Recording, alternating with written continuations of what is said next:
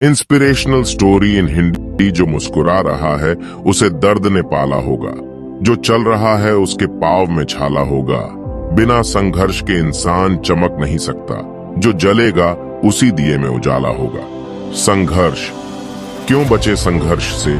संघर्ष ही तो जीवन की आत्मा है। जितना कठिन संघर्ष होगा उतनी ही शानदार जीत होगी। एक बार एक किसान भगवान से बहुत ही नाराज हो गया। किसान बहुत मेहनती था, बहुत मेहनत से वह खेतों में अनाज उगाता, उसकी देखभाल करता, पर अक्सर उसकी फसल खराब हो जाती। कभी सूखा पड़ी डिया जाता, कभी भाद्दा आ जाती, कभी तेज धूप, कभी आंधी, कोई न कोई कारण बन ही जाता कि उसकी फसल खराब हो जाती। एक दिन वह किसान गुस्से में आसमान की ओर देखकर भगवान से कहा, हे ईश्वर, आपको लोग सर्वज्ञाता मानते हैं कि आप सब जानते हैं। कहते हैं कि आपके इच्छा के बिना एक भी पत्ता नहीं हिलता, पर मुझे तो लगता है कि आप छोटी सी छोटी बात भी नहीं जानते। आपको तो ये भी नहीं पता कि खेती बाड़ी कैसे करते हैं। अगर आप जानते होते तो हर समय जो बाढ़, आंधी और तूफान आते हैं वो कभी नहीं आते। आप नहीं जानते कि कितना नुकसान उठाना पड़ता है हम किसानों को। यदि आप मेरे हाथ में यह शक्ति दे दे कि जैसा मैं चाहूं वैसा मैं मौसम कर दूं, फिर आप देखना मैं अन्न के भंडार लगा दूंगा। भगवान इस किसान के तीखे वाक्य सुनकर मुस्कुरा रहे थे और वह किसान के सामने प्रकट होकर बोले, मैं आज से तुझे यह शक्ति देता हूं कि तुम अपनी खेतों पर तुम्हारी जैसी इच्छा ही तुम वैसा मौसम कर दोगे। मैं बिल्कुल भी दखल नहीं दूंगा, तुम्हारी इच्छा से सब कुछ होगा। किसान बहुत खुश हो गया।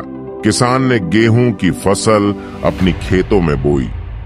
जब उसे लगा कि खेतों को धूप चाहिए तो खेतों को धूप मिले, जब पानी बरसना चाहिए तभी पानी बरसा। आंधी, तूफान, बाढ़ कुछ भी उसने अपने खेतों पर आने नहीं दिया।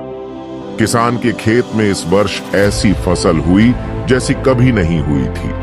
हरी भरी लहलहाती फसल। मन ही मन वह बहुत खुश हो गया और सोचने लगा, अब सबूत के साथ दिखाऊंगा भगवान को कि इसे कहते हैं शक्ति का सही उपयोग। मेरी सफलता देखकर उन्हें अपनी नियम जरूर बदलने पड़ेंगे।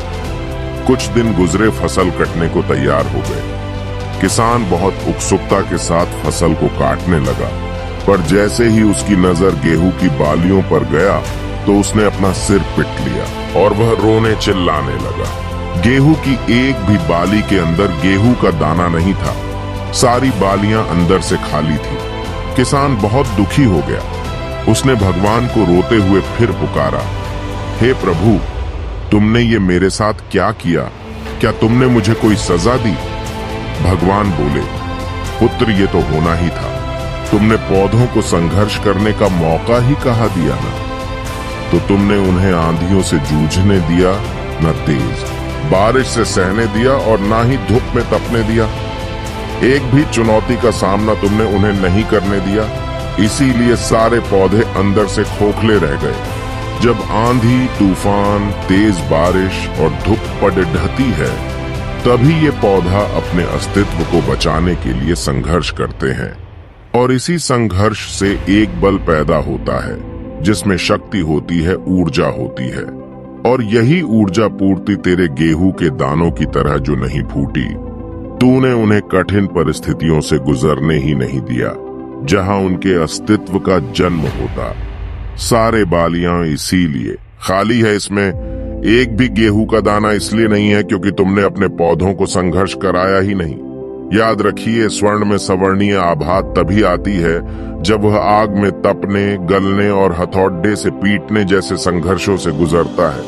कोयले का टुकड़ा हीरा तभी बनता है जब वह उच्च दाब और उच्च ताप की मुश्किल परिस्थितियों से गुजरता है। इसी तरह यदि हमारी जिंदगी में कोई संघर्ष ही ना हो, कोई चुनौती ही ना हो, तो हम भी गेहूं की बालियों की तरह खोखले रह जाएंगे। कोई अस्तित्व नहीं होगा हमारा।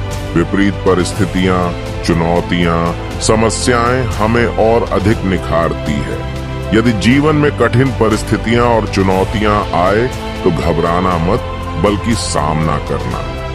विश्वास करना कि आप और अधिक निखर जाओगे और अधिक मजबूत बन जाओगे। किसी ने कितना सही कहा है, जिंदगी जीना आसान नहीं होता, बिना संघर्ष कोई महान नहीं होता। जब तक ना पड़ी डीते हथौड़े की चोट, तब तक पत्थर भी भगवान